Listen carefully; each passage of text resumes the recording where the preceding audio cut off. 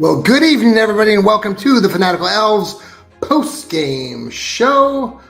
Yeah, the Brownies, they took the loss out in Vegas, 20-16, and it's another heartbreaking loss for the Browns. So much to say. I'm riding solo today. This is John Suchan here, and we are the Fanatical Elves Network, part of Fans First Sports Network. We're going to have a lot more reaction from many of our other colleagues coming up in the coming days. I know Steve Gill's got his Dog Pound South show. We'll have the Dog Food Radio show with Jarrell with his reaction. Sam will have his Browns breakdowns. We've got Rod Bloom coming up with his Browns Blitz. Got my Johnny Cleveland shows. We got Stirring the Pot with Lou Marconi and myself. Sherry will be having her show, the Breezy Browns show, coming up on Wednesday. And then Noah Olson with his East Bank Sports show. We look forward to hearing all of that from everybody over the next week. Yeah, I've had some time to digest this like you. The game got over a couple of hours ago. I did a few shows this morning. Steve Gill was on the pregame show, and this season, let's just put it this way: on a whole, the Browns stand at 1-3 right now. You ask anybody who was a Browns fan going into this season, most analysts and most fans were very optimistic looking at this, including myself. However, I did look at this season and talked a lot about, well, what if this happens? What if this happens? What if the Browns suck up like they are doing right now? And it's hard for some fans and analysts to sort of, especially fans, to look at that and say, that's not going to happen. This team is so stacked with their roster. We've heard this time and time and time again. Now, a lot of you will immediately come back and say, oh, it's the injuries. It's the injuries. Oh, we're just decimated. And for God's sakes, yes, I know we are. But if you watch that game today, Deshaun Watson had plenty of time, most of the time, to make good throws. Now, I'm not putting any blame on Deshaun, though there were moments, again, where people are going back and analyzing what Watson was doing and where, even in that last play, you stop the screen and you can see that there are Browns players getting ready to get open or are open, but Deshaun's reaction time, maybe he didn't see it, or maybe he was waiting for the play to develop. But again, it wasn't Deshaun's game today where you got to lay most of the blame on him. Deshaun Watson made some mistakes, but not many. He did a lot of things with his feet. Kind of played it to where, he gave the Browns opportunities. But again, they just couldn't punch it in. We can start and stop with the late play in the game. I don't know, 4 or 5 minutes ago with the pass to Amari Cooper and the hold on Harris. Folks, it was just bull crap. I'll try to be fair with my language here, but ticky-tack. And when you want to think about what the Browns and what the NFL is doing and how the NFL treats these games, horrible.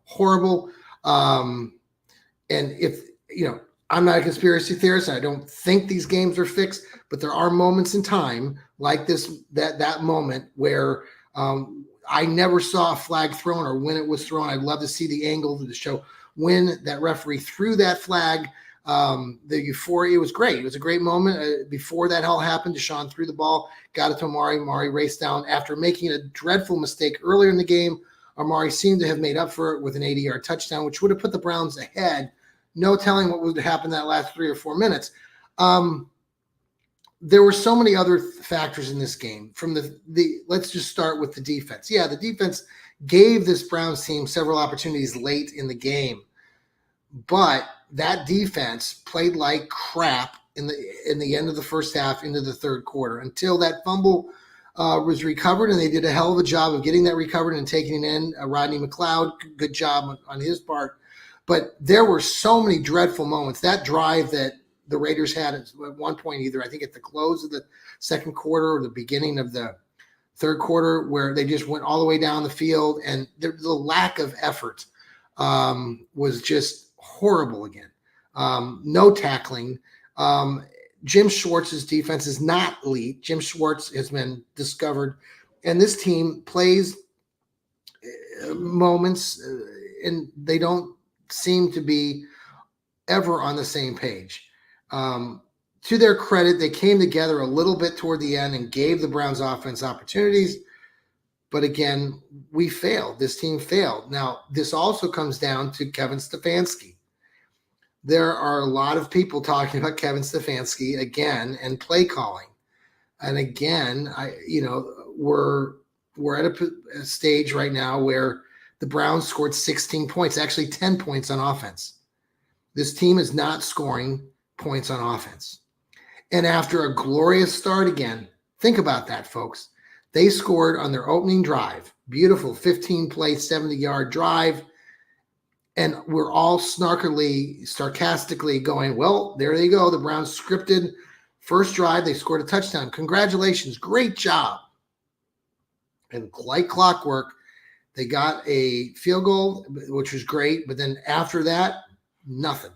They didn't score the rest of the game, folks. Defense scored those other 6 points. Would have been 7, but usually reliable Hopkins, our place kicker, for God's sakes, missed the extra point. How often do Browns fans witness good things like that happen and then get spoiled by Hopkins blowing it for an extra point, which then forced the Browns to have to create something on offense to get a touchdown, which was not in the cards today. It did not happen. Now, I've been talking to some of my colleagues off air, throwing around the whole stuff about the Browns being cursed. I say that half-heartedly and snarkily. I don't necessarily believe that this Browns team is, or Cleveland is, cursed. But for God's sakes, man, we won an NBA title with LeBron. Thank God for that back in 2016. But it's so odd, right? Or the irony that the Browns were so dominant. And I know we're talking about 70 years ago, 60 years ago, but the Browns won 8 championships before the invention of the Super Bowl. And now when the Super Bowl was created, the Browns haven't even, they've sniffed getting to a Super Bowl, but they've never made it and made an appearance in the Super Bowl. And folks, I don't know, man. I'm getting older. You're getting older. Are we ever going to see this Browns team in a Super Bowl? I'm really having my doubts. My family, my children were watching the game today a little bit, and they were struck by the fact that I was not yelling or screaming. And I've tempered my temper, maybe like many of you, and you just sort of expect it these days. That's what we have now. I mean, you watch these games now, and if you're a young fan and you are, we have a guest. We have Jarrell. Thank you, Jarrell, for joining us here on the post-game show. I was just finishing my my snarkily not curse, but I feel for the young fans, especially who, like our colleague Noah Olson and others who have watched the Browns, and sometimes things can be a struggle and early on watching these teams. But overall, I was just saying, I don't know if you caught what I was talking about, Jarrell, but the team, I'm not hanging this on Deshaun Watson. I'm not necessarily hanging this on Stefanski, though. I will say both had moments. I'm not real happy. Be right when you were coming on the air, we scored 10 points for the offense, and you mentioned that off air too. After the wonderful scripted first drive, like we're all expecting now, the offense went into the tank. How you doing tonight, Jarrell? Not doing well. I mean, you look forward the whole off season, and you drink the Kool-Aid because they say, oh, it's going to be this, and it's explosive and it's juicy and it's this, and then 3-4 games in, have they even scored over 20 points? Yeah, no, they have not. And see, you mentioned the scripted thing. He's good at if he could script a whole game. Yep. He'd be good. He'd be a phenomenal coach. The problem is that he can't adjust on the fly. No. And Andy Reid, some of these other coaches that call their own plays. Yeah. They're masters at it. And Yes. he is obviously a novice. He doesn't, again, I can name, there's a couple of games that, are in my head, but the Yeah. Chiefs game in the playoffs, they lost that game 22-17. The Chiefs were held to 22 points. If I told you before the game started in 2020 that you're going to hold the Chiefs to 22 points, you would probably feel good about that because they still Yes. had Tyreek Hill. Yes. Same thing when they lost to the Packers. They held the Packers to 21 or 22 points with Aaron Rodgers. If I told you that, you would say, oh, we're probably going to win that game. The problem is that Kevin Stefanski, I talked about it in my show, he can't score more than 20 points consistently. And he's dead last in terms of winning percentage, even when he does score over 20. So the defense did what more do you want the defense to do? I mean, 20 points. You can't get 23 points. Yeah. You can't Now I was complaining before. I don't know if you caught me, but I was saying that the defense stepped up in some big moments and gave the Browns again 3 more opportunities at the end of that game to win it. But I will say that the defense played crappy in moments where they gave up that one drive. I don't think it was at the end of the first half or whatever, or the beginning of the third. There was just terrible tackling, and the effort was it was awful. And this team can come together and play. And I to their credit, they created the turnover. And I was thinking, like many people, like the only way that they were going to win that game was to get some sort of turnover.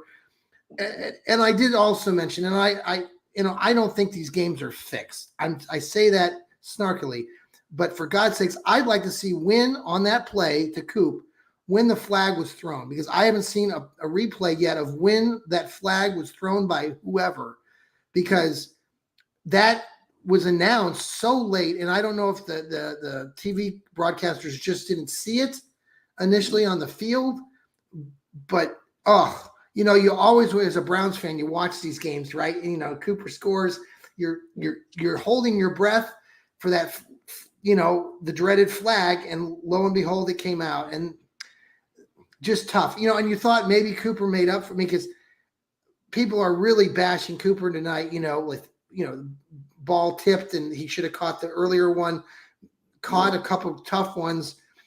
What do you think about Cooper right now? Well, I'm not worried about Cooper. He's still the best receiver on the team, and sometimes those things happen. The problem that I have with the offense, the passing offense, just in general, is that okay? You had the play called back because of a penalty, and to answer your question on the broadcast, at least what I heard them say, it was the inside. So when they usually get you on the outside hand, yeah, it was when Watson was kind of breaking out the pocket, he was holding them with the left, and he kind of pulled the jersey. So it was a hold. I mean, it was ticky tacky. It could have gone even, but I think that's where it's like Browns fans feel, and I do, like if it was against the Kansas City Chiefs, they're not going to get that call if it's Patrick Mahomes throwing the ball. Right. But the thing, like, Kevin Stefanski has 48 minutes, right? And they had a big play to Cooper. They got called back. Why is that the only one in the game? That's the only one of the season, which goes back to my problem with Stefanski as a play caller. 1 in 4 games, you get a explosive play like that. Yeah.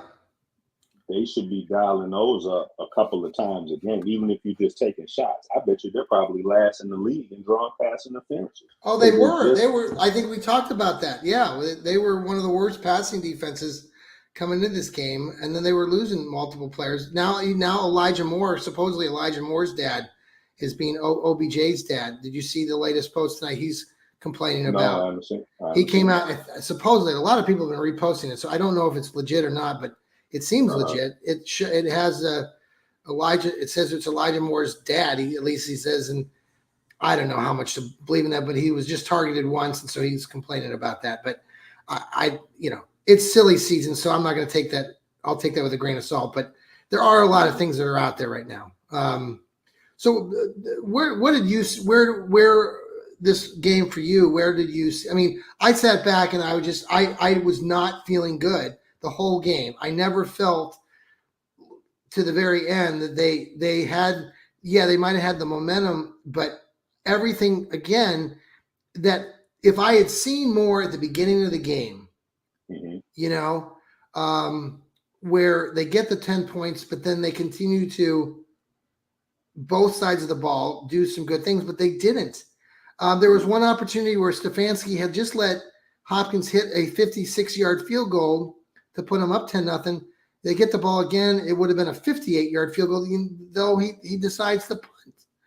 And so those are the moments where it's like they had just talked about how Hopkins cleared it by 10, 15 yards. And even the announcer said, well, I would have let him kick the ball. Give him an opportunity again. What the hell? Now, Hopkins missed an extra point. For God's sakes, these are the little things that, like Jarrell, for me, that just drive me nuts with Stefanski. I just think his inconsistencies are they're still there all the time. 5 years into this. And even and I talked about it in the group chat, but that third down, like they had 3 timeouts. So even if you don't get this conversion, you don't burn the timeout. So what I've always heard the announcer say is, you give them 2 plays. You give them the third down play and the fourth down play, so you already know what you're running, so you don't have to burn the timeout. So then that way, if you run the fourth down and you don't get it, at least you get your 3 timeouts, and you get one more shot at it. Yeah. It's like we talked about in week 1, you had the not going for 2 thing. It's like, what is it?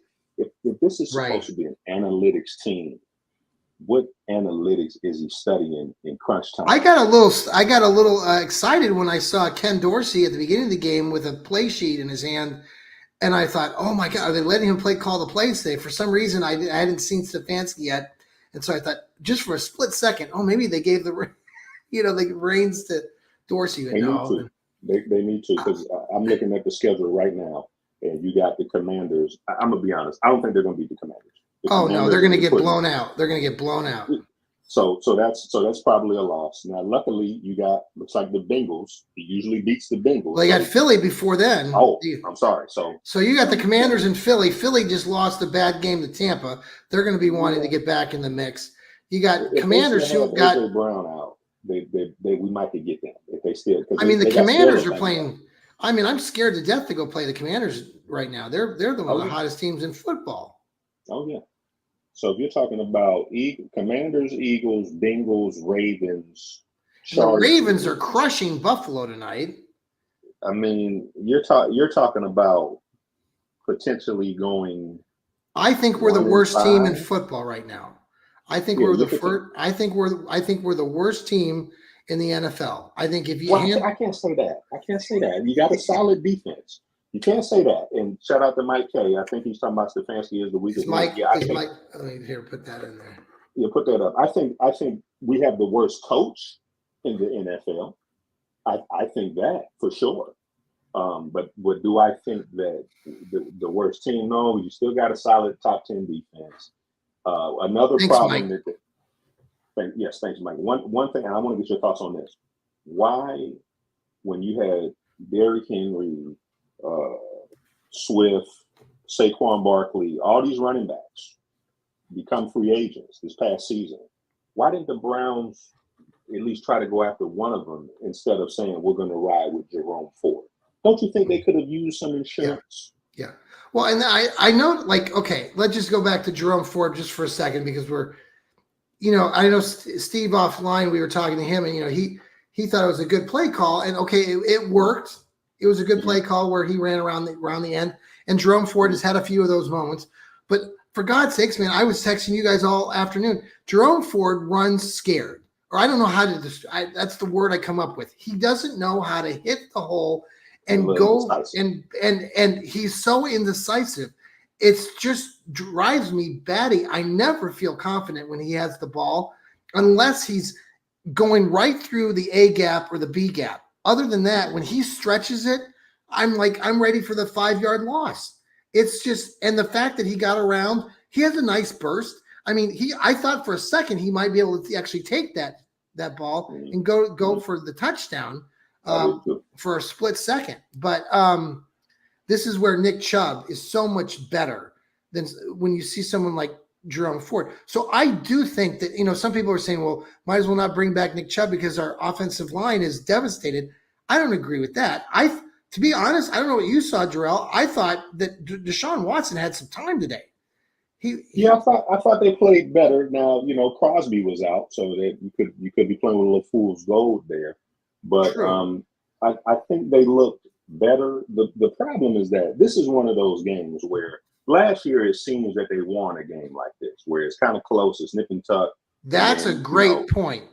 right, they found a way to win a game like this, or the game against the Giants. They found a way to win it. It seems like that particular magic or whatever, where the balls just aren't bouncing your way, that doesn't seem to be the case. And that's where I feel like your coaching has to be able to get you over the hump. So when Mhm. Jerome Ford gets you inside the 20, if Yep. we're supposed to have an offensive guru, they say Kevin Stefanski is an offensive, he's not a defensive coach, right?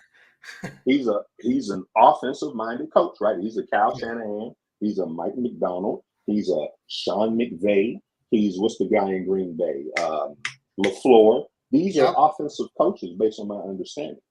Kevin Stefanski, if you want to rank coaches that call plays and don't, and the Yep. OCs don't, he has to be the worst in football Yep. when it comes to situational adjustments, when it comes to scheming people open, because aside from the Amari Cooper play, which really was a busted coverage, nobody gets schemed wide open.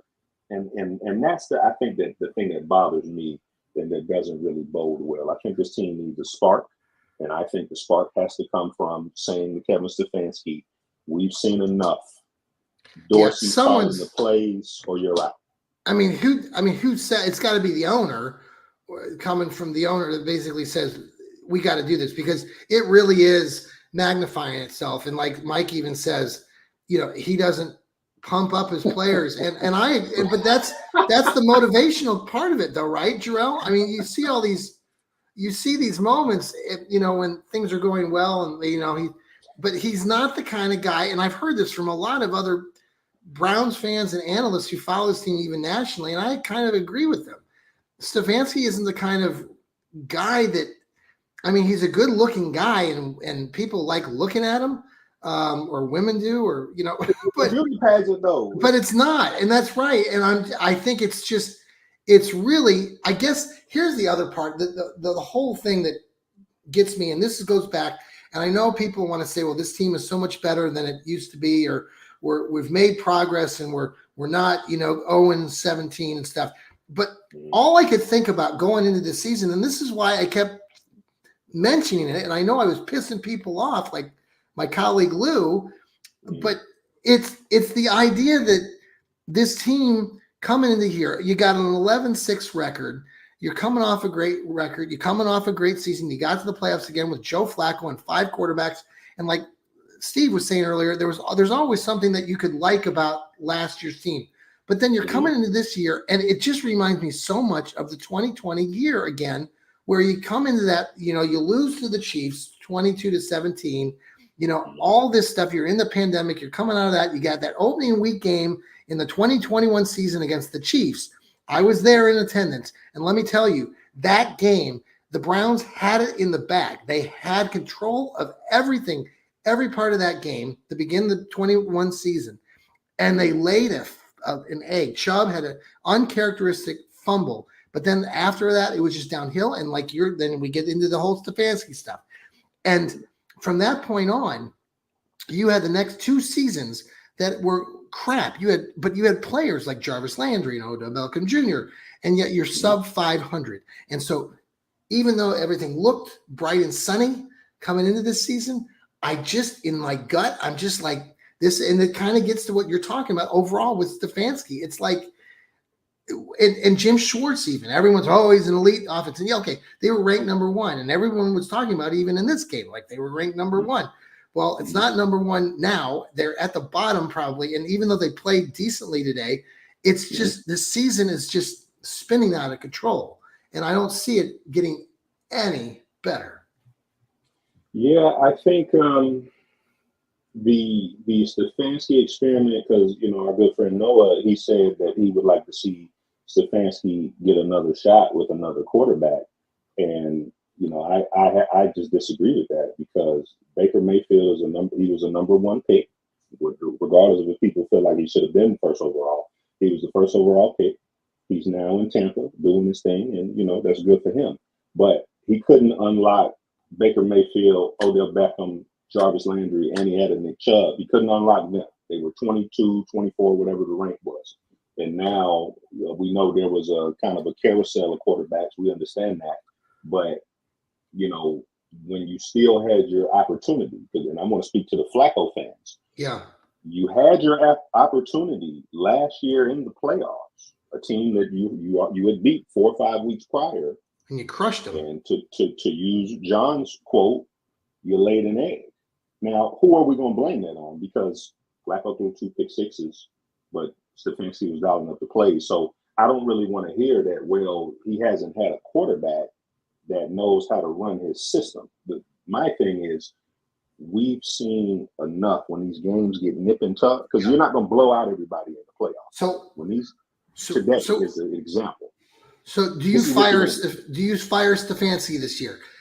How much would it take for you to, like, for me right now, if they can't win on the road these next 2 games and they come back and they play the home game against the Bungles, and you're sitting at what are you 1-3 right now, 1-5, so you'd be 1-6 after 1-6. You can't, like, I'm like, I get rid of him, and I don't know about Schwartz either. I'm not liking Schwartz these days, but maybe you can turn my opinion around. I can't get rid of Schwartz because the defense has been the only thing keeping these games close. It's been the defense.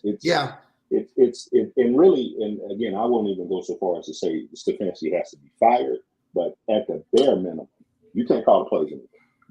You're done with that. You just need to manage the game and oversee the game. Now, maybe you can veto. Isn't it just a shock? I mean, it doesn't shock me, but it's like, this is where you really find out who the really good coaches are, and the ones that you talked about, the Andy Reids, the Mike Tomlins. I mean, I loathe the Pittsburgh Squealers. Okay. I don't like their football team, but Tomlin knows how to, and I think Mike even mentioned it here on his comment. I mean, Tomlin, Andy Reid, these guys just know it. And the players, I think they buy into it because they know that these guys know it. And I don't think these Browns players know, or they don't believe in Stefanski and his play calling. And then they'll say, well, we got to execute. True. The players have got to execute. I totally understand that point too. But at some point you gotta part ways. And you want to maintain this because the Browns have been more consistent. You don't want to go, but we're looking at a 3-win season right now, maybe 4 wins. I mean, for God's sakes, you got to be real, Browns fans. I mean, those of you who are going, oh, it's still really early, folks. They're playing the Commanders on Sunday in Washington, the hottest team in football, and I know it's the NFL, but for God's sakes, man, we beat them last year, but this is a completely different team with a much better quarterback. You've got the Eagles, who are going to be hell to beat them in Philly. Forget that. You guys, Philly's not. Forget that. You're playing them in Philly. We never win in Philly. And then you got to come back and play the Bungles. Now, that's a possible win. The Bungles are floundering, so maybe you get a win there. So maybe you're sitting at 2-5.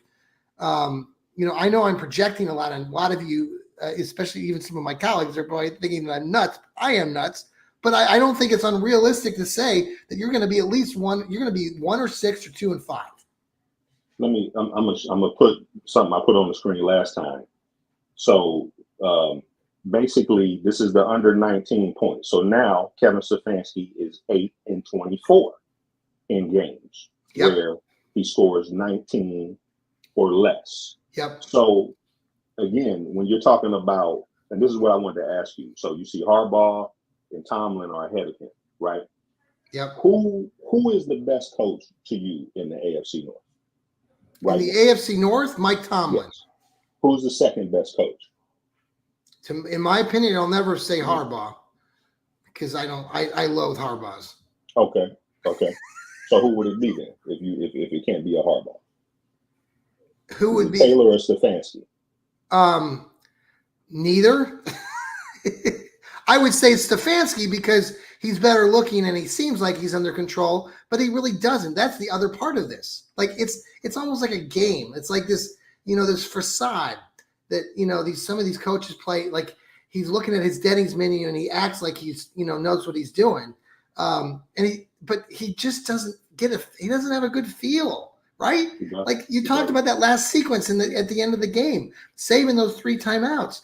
They get up the line and they screw that up. Or even after the botched fumble, they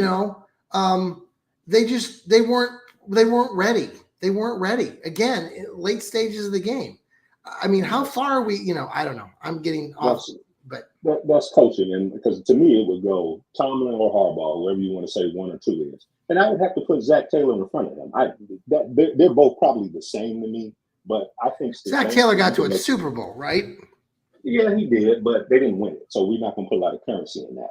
What I'm saying is, Stefanski, you can make the argument he is the worst coach in the AFC North. At best, he's number 3. At best, there's no doubt about that. And with Tomlin and Harbaugh, you see the Ravens are destroying the Bills right now. Yes. You're with this current leadership. If I take away my anger, yes, Harbaugh and yes, Tomlin are the best coaches in the AFC North. And everybody will say, "Oh, well, Stefanski got Coach of the Year 2 years in a row." I don't give a. Who cares? Because you didn't get Coach of the Year. You didn't get Coach of the Year performance today, and so I sound like a broken record. Yeah. If you're talking about 7 losses, 7 losses is probably going to disqualify you from the playoffs. They got 3, so you got 4 left that you're playing with, and we just talked about the schedule.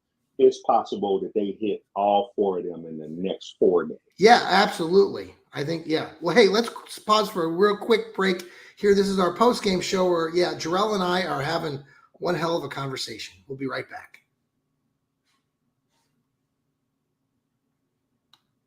We're back here on the Fanatical L's. Thank you for joining us here and following us. Please download our shows on Apple, on Spotify.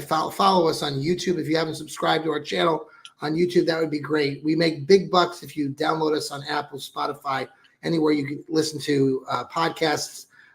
We are sponsored by Hemisphere Coffee Roasters. Please check them out. We've got the Hemisphere link on the main X page of ours at the top that's pinned.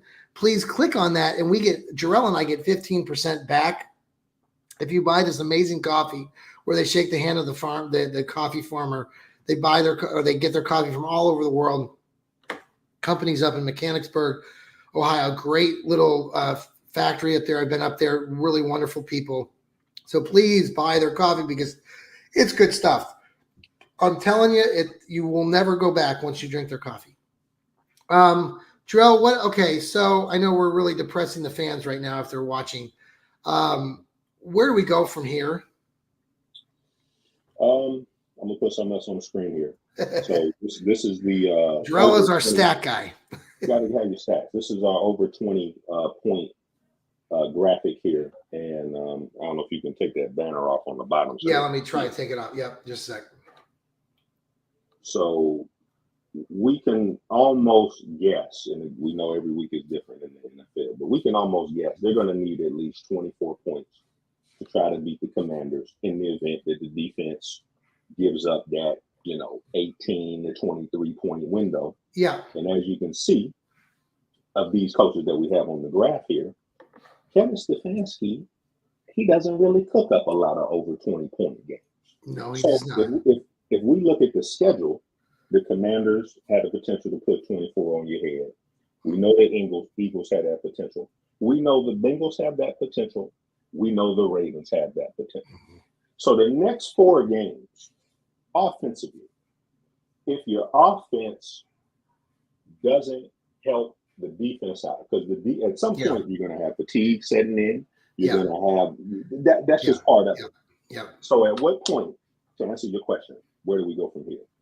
At what point do we say to the guy in charge of the offense, you're not getting it done, and you haven't gotten it done in the 5 years that you've been here because you haven't had an offense ranked higher than 19, I believe. Yeah. Passing offense, that is. Yeah. You got to. That's the only solution right now. And like Mike K said, I'm not going to say he needs to be cleaning toilets just yet, but I'm almost there. That was a good one, Mike K. I'm almost there. Now, you don't believe in any of this sort of going back to the whole curse stuff. I mean, I say it snarkily and not seriously, but when you see people like Baker Mayfield, and I'm happy for him, and then Joe Flacco, it just accentuates the issue right now. And a lot of people are who are not Deshaun Watson fans will say, well, this is karma. Karma's a bitch, and I don't know. I mean, today I thought Deshaun Watson actually, in my opinion, watching that game from start to finish, I felt like he seemed like he was happier and making some good decisions, doing things with his legs when he needed to keep the ball rolling. I'd never heard of the tight end he threw the ball to until today. Whiteheart, I think. They brought him. Yeah, a kid played at can't even remember what college he played at, but he was drafted a year ago, and I think this was his first. Well, it was his first touchdown in the NFL. But anyway, God, I love seeing Baker, but it just grinds at you when you see these guys having success and doing things. And this goes all the way back to what you're already talking about with Stefanski and what he does with his offense. You see where these guys go, and look what happens. And Baker's throwing 3 touchdowns, running for a 4th. I mean, after I don't know. So you're asking, are the Browns cursed? Is that what you're saying? Yeah. I mean, you just see all these things. I know Steve reacted pretty powerfully that no way. But I just think it's hilarious. Not hilarious at this point, but I thought Cleveland was cursed, and then the Cavs were able with LeBron to win the championship. I don't know. I mean, and you and I have talked about the endless times the Browns got close in the late 80s, early 90s. I think we always have that opportunity, but I fear in my 50s now that I'm not going to ever see the Browns get even to a Super Bowl. And I hope I'm wrong, but that you might be 100 years into the Super Bowl before the Browns actually get into a Super Bowl. And to think that the Super Bowl was created a year basically after the Browns were such a dominating franchise, winning 8 championships. It's just a crying shame that this is where we're at. And yet here we are, loyal to the, end, trying to cheer on our team and figure out what they need to do to get better. But it's hard. Well, let's be honest. So we know we can't really talk about the team being moved, but we know that was a big point. So you basically got a franchise, an expansion team in quotations. Yeah. So 99 was basically a whole new organization and all that. So if you really go back through those years, I think the problem with the organization that they've actually solved now, I think they've solved what the problem was for 20 plus years, was that they were looking for this quarterback to be the savior rather than go. You want to swim with the current. The current in the AFC, nor really in the AFC, because New England won 6 Super Bowls, not primarily because of Tom Brady, at least the first week. It was the defense. They had solid defense. Yeah. Pittsburgh, solid defense. Baltimore, solid defense. So I think right now the reason the window is still open, even though the offense is putrid, is because you got a solid defense. As long as they keep defense mentality first.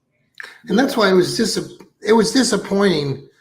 I forget which drive it was, but they literally, in my opinion, the defense looked like it gave up in the one series. I'm trying to remember which one it was.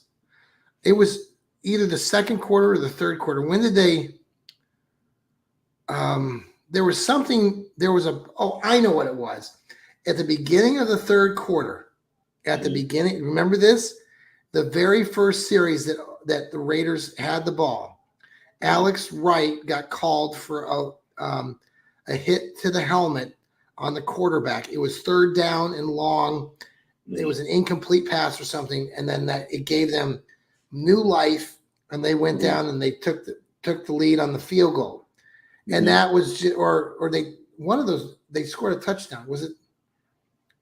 When was anyway, that was just one shift there, and I just when did they score their touchdown? Was it the first where they ran the guy? They had 2 touchdowns, right?